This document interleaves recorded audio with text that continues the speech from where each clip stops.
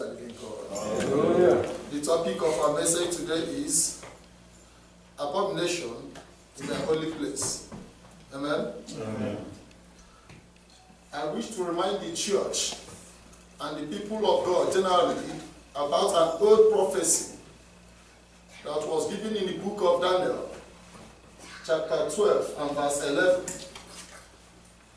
That time shall come when we will find abomination in the holy place. And when Christ came, Christ confirmed this message. That time is coming, the true worship of God shall be changed, and there shall be an abomination taking place in the house of the Most High God. And that is exactly what we are seeing today. And that was why so many believers have lost concentration over their race. But if you don't mind and you are having your scripture, please open up with me to the book of Matthew. Matthew chapter 24. I'm reading from verse 15.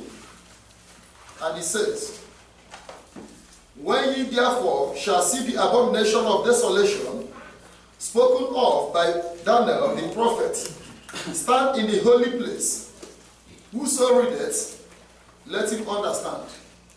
Amen? Amen. When Christ was on earth, his disciples confronted him with the signs of end time. What shall be those signs for we to acknowledge we are heading towards the end time?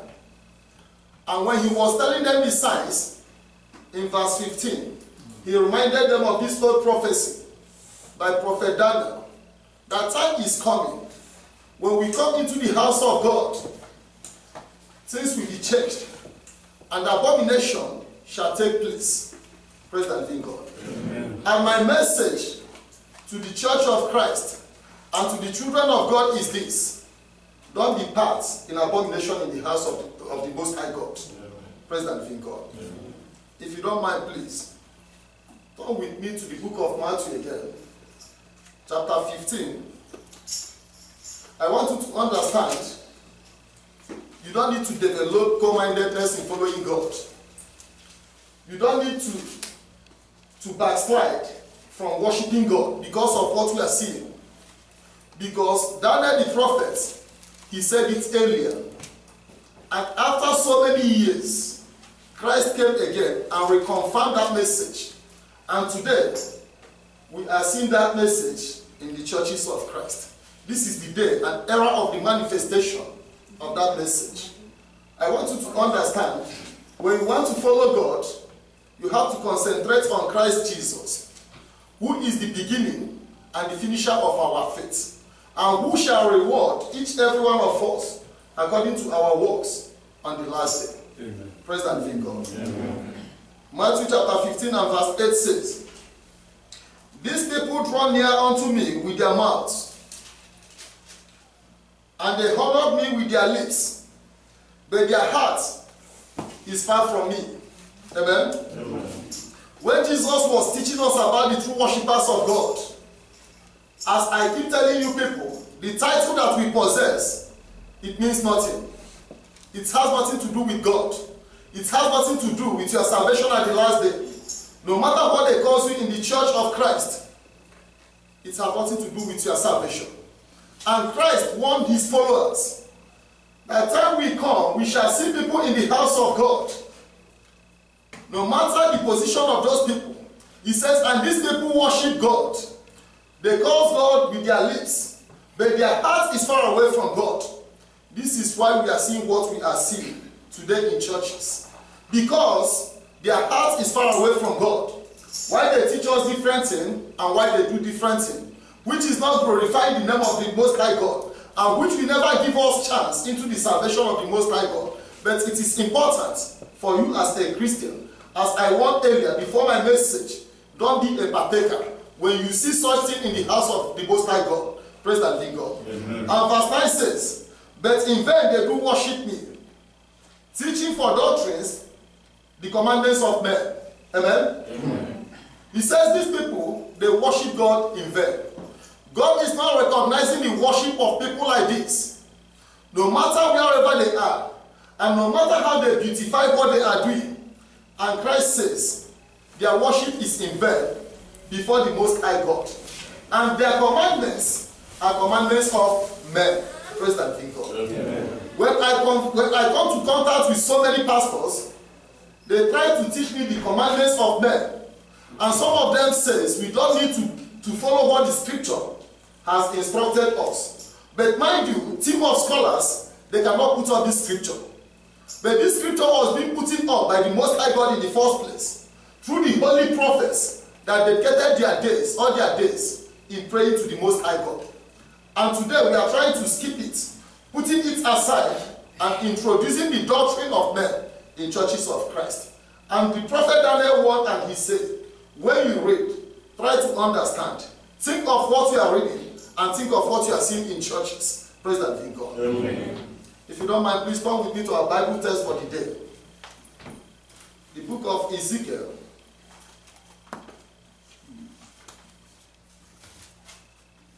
Ezekiel chapter 9.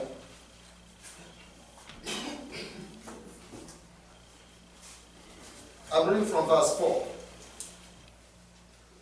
And verse 4 says, and the Lord said unto him, go through the midst of the city, through the midst of Jerusalem, and set a mark upon the foreheads of the men that sign and that cry for all the abominations that be done in the midst thereof. Amen? Amen. When God was revealing to Ezekiel, the prophet, and he says, thus says the living God, he commanded his angels, go through the churches, go through the habitation of the people of God, and start giving mark on the foreheads of people that cry and sign over the abominations that is taking place in the churches of Christ. I will explain more of the abominations that we are seeing in the churches today. I will explain more of that. But what God commanded the angels are this: go and give marks to the righteous people.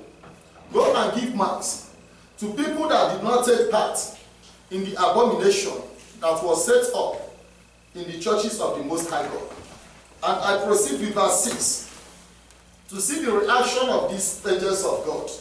And verse 6 says, slay utterly old and young, both maidens and little children and women, but come not near any man upon whom is the mark. And beginning at my sanctuary, then they began at the ancient men which were before the house. Praise the living God. Amen. And when the angels of God start executing their mission, and the scripture says, they started first from the old men. Praise the living God. Amen. So automatically our age have nothing to do with God. God will not spare us because we commit what is abominable in his house, simply because we want to say we are old in age. Praise the living God. Amen. And he commanded even the young ones, to the young ones that changed the house of God to a social place of gathering. It is important for us to understand that God is coming, and there will be a full recompense on the wicked. The scripture says, start from these old men, start from the young ones. When we go to places like demonic temples, you see everybody is very careful with the commandments and rules of those demonic temples. Perhaps little shrines and temples that has no power even. But when we come to the house of God, we violate all the commandments of God. We turn the house of God to a social place of contact. We turn the house of God to a place of defilement, a place of noise making. Praise the living God. Amen. But God is coming. And the power of God will come upon I and you. And what God asks them to spare is the ones, the people that are upright, that are not involved in these wicked things. And he proceeds to say, even the maids, the servants, they are involved as well. The women Remember, in war law, you cannot kill women and the little children. But God commanded them, let the women be killed as well. If you are a woman, let me tell you one thing you must understand. In the book of Corinthians, 1 Corinthians chapter 14, verse 34, 35, 36 says, a woman don't talk in the house of God. Praise the living God. If you need to know anything, go through your husband to understand what is being said in the house of God. But today we see women the way they are violating these commandments. Praise the living God. We are not saying there is no human rights. There is human rights. But remember, the Most High God is your maker who has made you. Praise the living God. Amen. And we proceed to verse 10. And verse 10 says, and as for me also, my eye shall not spare, neither will I have pity, but I will recompense their way upon their head. Anything we are doing as we are living on earth, the Most High God says, He will never pity us of those wicked things. This is why it is not important this is why it is not good for us to involve ourselves in things that God has called abominable in His house. Praise the living God. Amen. Remember what the book of Daniel still proceeds to say in Daniel chapter 12 verse 10. He says the clean ones, those that decided to purify themselves, continue being clean. And the wicked continue being wicked. So it is important for you to choose a path that you want to take to make your salvation at the last day. Praise the living God. Amen. I have been hearing lots of excuses and reasons that the young people are giving. It is not an excuse before the Most High God. The rest of your salvation is personal. It is not collective. When God commanded Lot and his family to leave that land, that He's coming to destroy this land, that His angels are down there to destroy that land of Sodom and Gomorrah. And they decided to move on that journey. And the wife of Lot decided to violate that commandment. And she turned to a pillar of salt. It is still applicable to I and you. And the husband continued with his journey till he saved his life from that destruction. Praise the living God. Amen. You don't allow your wife to drive you into what is an abomination in the house of God because you love your wife. And you will not allow your husband to drive you into what is an abomination in the house of God because simply you loved Him. Praise the living God. Amen.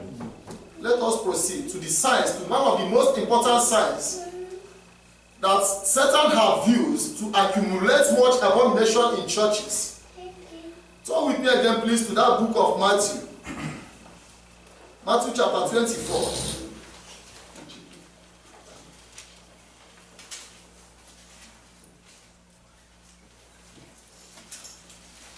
I'm reading from verse 5. If you are there, say amen. Amen. Why God decided to give us enough revelation is this. Is for us not to have reason at the last day. That was why God gave us enough revelations. Lots of revelations from the Old Testament and from the New Testament. So that on the last day, we will not have any excuse before the Most High God. So what I'm seeing, personally, I'm not surprised with what I'm seeing. The abomination, the area that this abomination capitalized in working in the house of God is what I want you to understand today. And verse 5 says, Matthew chapter 24, verse 5. For many shall come in my name, saying, I am Christ, and shall deceive many. Amen? Amen. When God is giving revelation to His people, if He gives you one revelation, probably you might not be sure of that revelation. But when it comes the second time, and when it comes to the third time, understand that probably it must come to pass. And when Christ was telling them one of the signs of for us to acknowledge this abomination, and from the areas that abomination will mount up in the churches of Christ, and He says in verse 5, many shall come in the name of Christ, as we have seen so many people in churches, as ministers, as pastors, as the bishops, as the archbishops, or whatsoever they claim that they are, and Christ want I and you. These people shall come in his name, and they shall even say that they are like Christ, simply to deceive you. Praise the living God. Amen. But remember what Daniel won't do properly. He said, when you are reading and when you are seeing, try to think properly and try to understand what you are seeing. Amen. Amen. And I proceed to verse 11. Verse 11 says, for many prophets shall rise and shall deceive many. This is the time that we have seen so many people defrauding churches simply because of the title that we have bought from schools, not even from the Holy Spirit. And he says these people, they must surely come to deceive the world, which we are seeing in so many communities. If you can remember properly, a man that calls himself a pastor or a religious leader in this Southeast Asia few years ago, or over 10 years ago, he told us, he gave us prophecy of end time, that the world is coming to an end, that Christ is coming. If I'm not mistaken, it's about 20 years ago. But we did not see Christ coming. They are among those false prophets that will come to deceive the world. And look at the signs and wonders that we are seeing in churches. No more the word of God. People that go to the churches even, they are not interested over the word of God. But they are interested just because of these signs and wonders that Christ has warned you that these people are coming with their demonic power to perform magics and confuse people and convince them that they came in the name of the Most High God. Praise the living God. Amen. And if you don't mind, verse 24 of the same Matthew chapter 24, and it says, for there shall arise false Christs and false prophets, and shall show great signs and wonders, insomuch that, if it were possible, they shall deceive the very elect. Amen? Amen. He said these people, they must come. This is the third confirmation of the warning of our Lord Jesus Christ. And he said these people must surely come. And if not, if you are not careful, they will deceive you. He said, even the elect of the Most High God, these people are coming to deceive them. This is why nobody comes to the church to worship God because you love God. I want to tell you the origination of church. Church originates from heaven. It is not from this earth. God started this church in heaven with his heavenly angels. And church came down to earth for us to benefit. So that at the last day, we shall join the great church of Christ. Remember in the book of Genesis chapter 2. And verse 2 says, as soon as God finished his creation, on the seventh day, he rested. And God was worshipped. This is the origination of church. Church did not start from when it started from Antioch. It is when we try to rebrand the worship of God, or when we try to modernize it in the modern system. Now we say church originated from Antioch. But church started right from the creation. As soon as God finished his creation, he said he rested. And God was worshipped. Praise the living God. Amen. Let us come to the book of 2 Peter chapter 2. Let us see the confirmation of Peter's view and vision. 2 Peter chapter 2, I'm reading from verse 15. Which have forsaken the right way and are gone astray, following the way of Balaam, the son of Bosor, who loves the wages of unrighteousness. Amen? Amen. St. Peter is condemning these pastors, the ministers, those that have forsaken the way of the Most High God, because of the wages that we earn from churches. And you cannot see that most people, they are not interested if God has called them to come and serve him. Let me tell you one thing you don't know. You cannot tell God that you want to work for him. But God has to call you that He wants to use you. Amen. Praise the living God. Amen. When I was speaking with a pastor last Sunday, I was speaking with a pastor. I asked him, you said you're a pastor? He said yes. He told me that there is manifestation of Revelation chapter 1 to Revelation chapter 19 already in Kwanju here. That he wants to go and show me where it is. I told him, no need of you showing me, but I will show you so many things you don't know in the scripture. I asked him, in the first place, how do you know that God called you to be a pastor? Did you hear the voice of God? He said he did not hear the voice of God. I said, then how do you know that you are a pastor, and why you decided to be a pastor? He said his father asked him to be a pastor. I asked him, what is your message to people as you are not hearing from God? He was looking at me. I asked him, what area did God call you to work for Him? I gave him instances. When God called Moses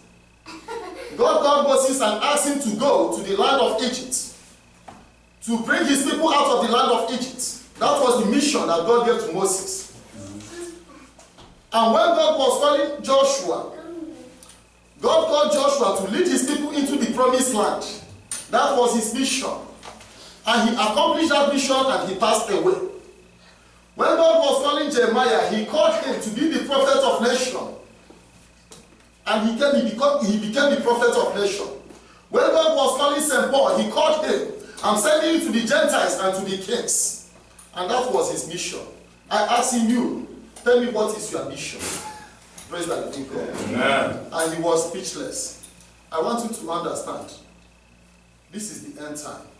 No matter the money they will give you to convince you or to change your faith, it is not enough over what you are chasing in the last days. Praise the living God. And verse 16 says, but was reproved for his iniquity, the dog are speaking with man's voice, forbear the madness of the prophet. Praise the living God. A prophet of God, a pastor who cannot communicate with the angels of God is not a pastor. God did not call him. A pastor of God who does not know his mission is not a pastor. Praise the living God. As I told you earlier, you cannot choose to work for God, but God will choose you to work for Him. Elisha was a farmer and God chose him. And God called him out of his farmland and he became a prophet. And you that decided to work for God, you are doing a great job as well. But don't move faster than the Most High God whom you are working for. And don't work for God because of material things. And finally, I told that pastor, how much are they paying you? How much are you earning? He was looking at me. I told him most of we, the pastors, work because of the money we are making from churches. Praise the living God. Amen. I want you to understand where you are going to. Understand the prophecy about this abomination that we are now seeing today. Let us go to the church generally. God has given us enough advice. No matter whatsoever you are, no matter how great you are, no matter how academically qualified you are, I want you to understand there is a simple message from the scripture to each every one of us. Please turn with me to the book of Ecclesiastes, chapter 12. I'm reading from verse 1.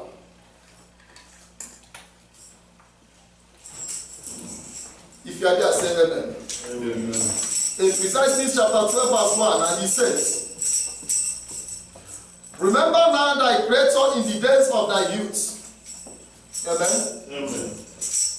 The scripture is advising you and encouraging you.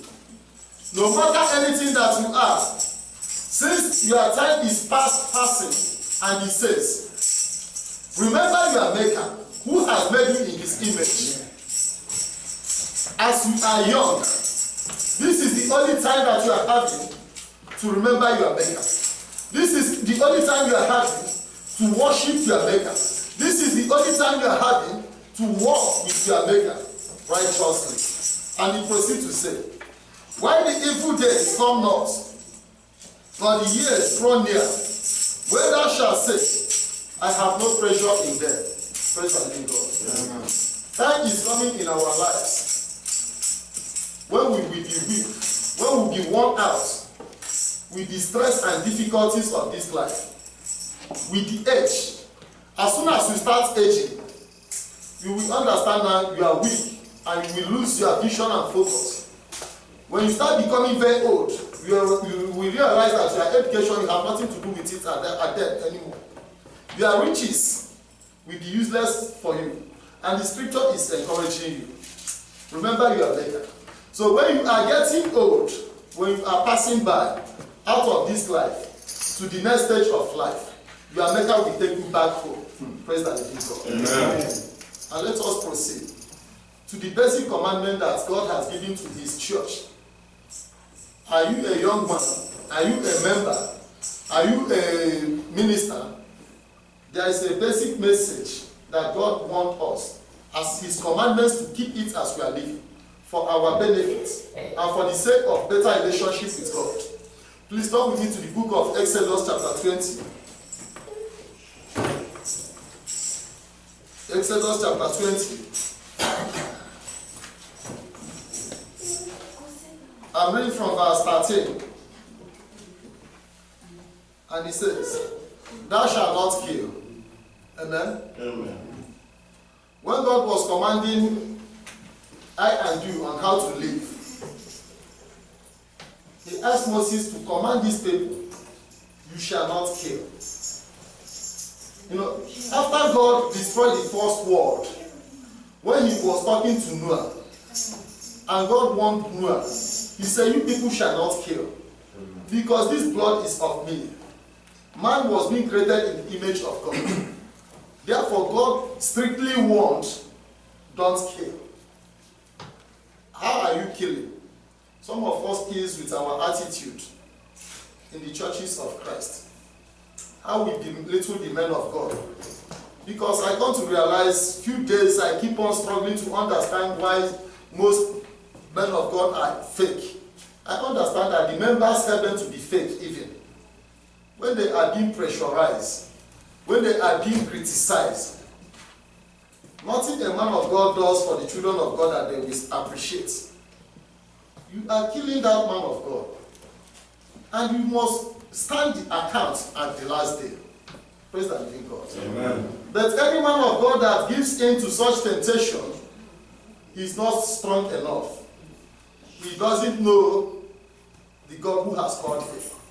Praise the living God. Amen. And verse 14 proceeds to say, "Thou shalt not commit adultery." Amen. Amen. This is what the young people turn the house of God to be today. When you come to church, the brother was asking me, we are not seeing our brothers, their wives in the church. Some weeks ago. I told him, well, the struggling and the battle between men and women in the church is highly intensive. So some men, they don't need problem. They ask their wife to remain in the house, which is not the best. But are we truly worshiping God?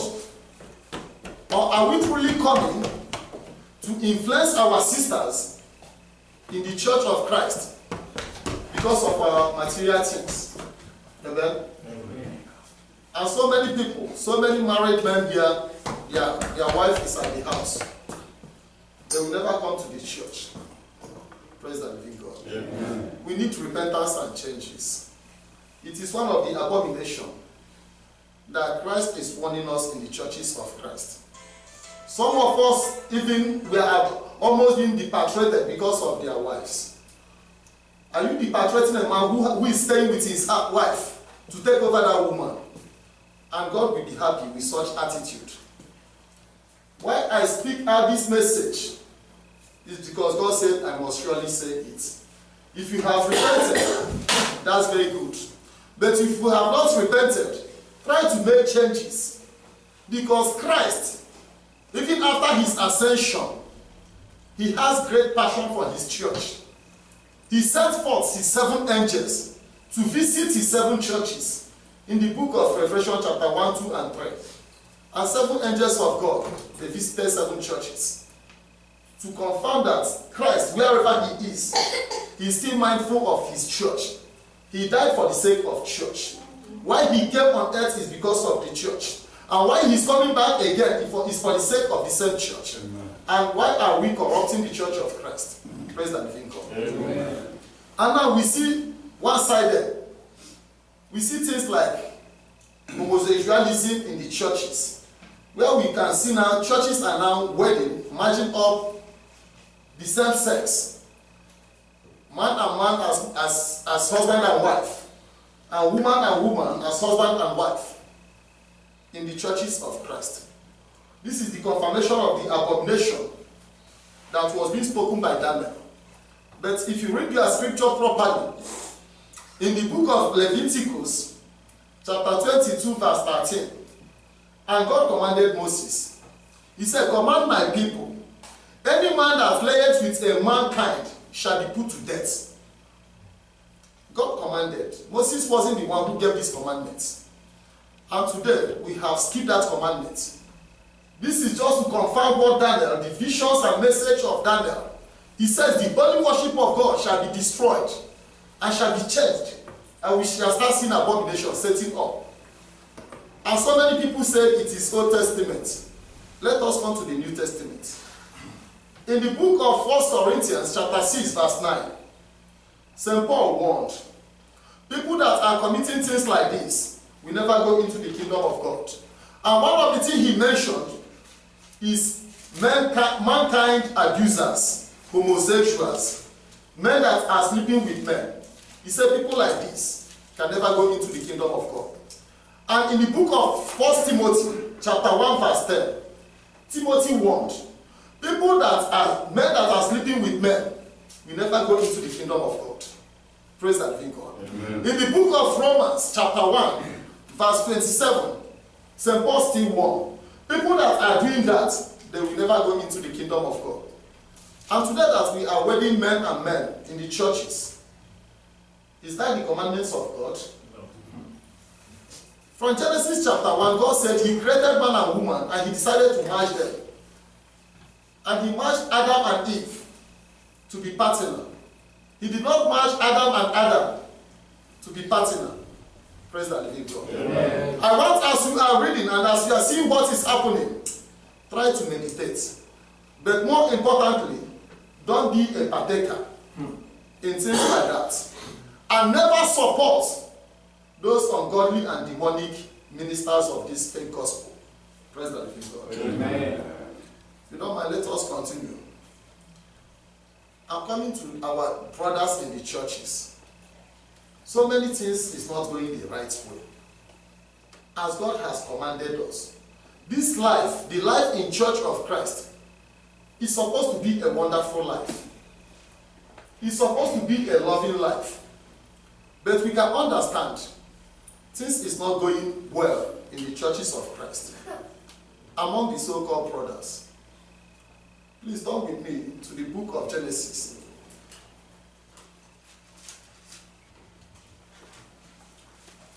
Genesis chapter 4. I'm reading from verse 8. And it says, and Cain walked with Abel his brother, and came to pass, when they were in the field, that Cain rose up against Abel his brother and slew him. And verse 9 says, and the Lord said unto Cain, where is Abel thy brother? And he said, I know not. Am I my brother's keeper?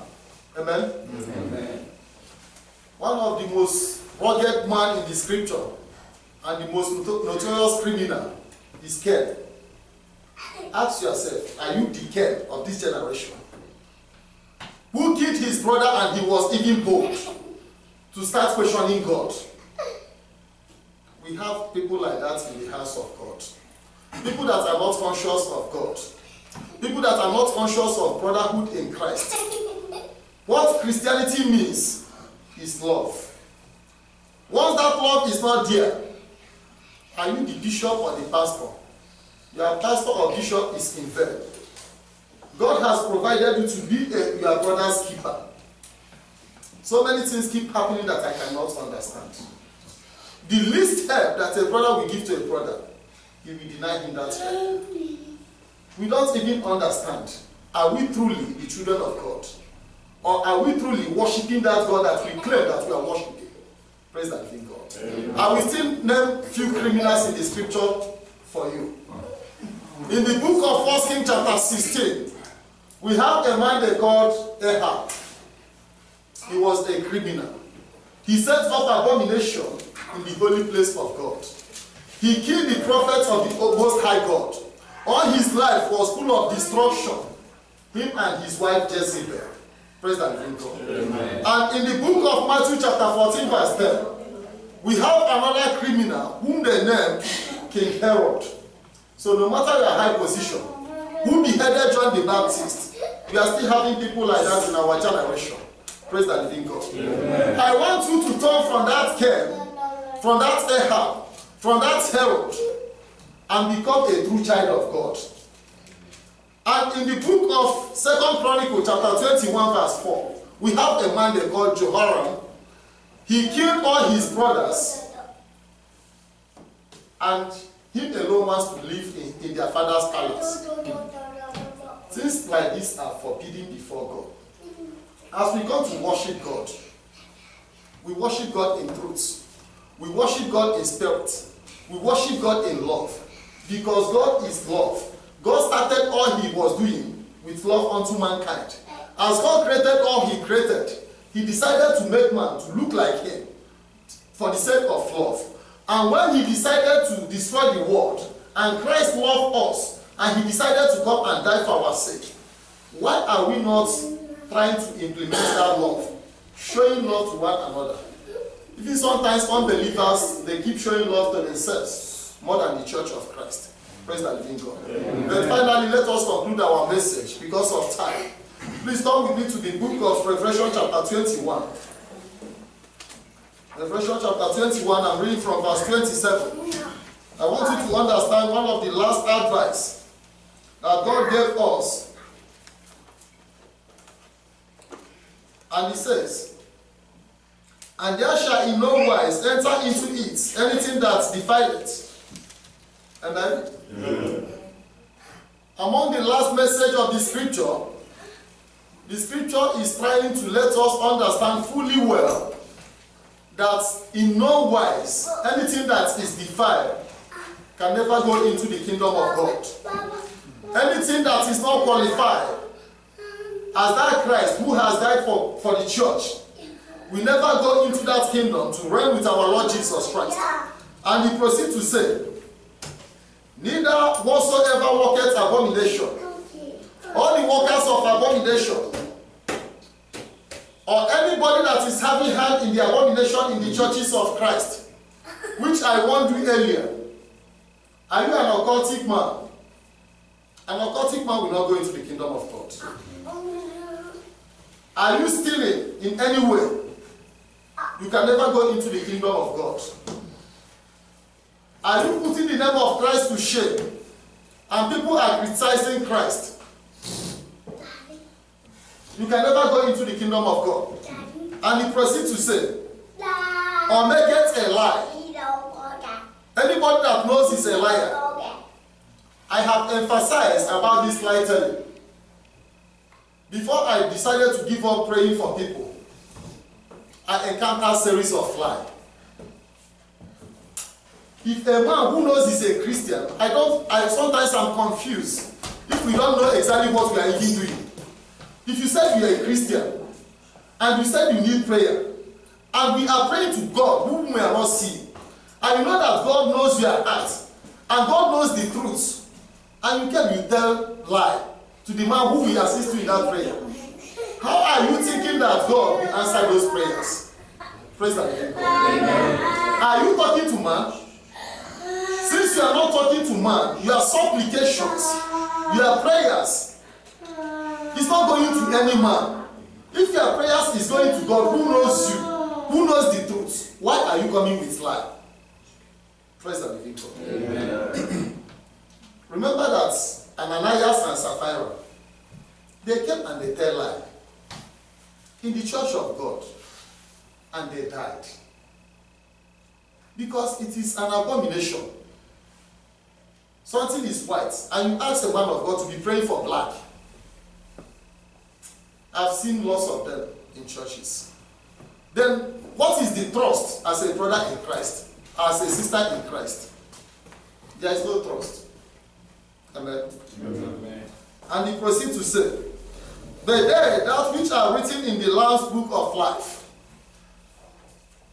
The end of our message is this: only those that are being written in that book that Christ will control. You will never bribe Christ with your beauty. You cannot seduce Jesus with your beauty, no matter how beautiful you are. You cannot influence Christ with your money, because all your money will vanish here on earth, and you are going there alone. Praise the living God. Amen. This is why it is important. Let we, the children of God, let us think properly. Let us reflect and follow God in the right way, and work for Christ, and join Christ to die over our salvation. May God bless his church in Jesus' name. Amen.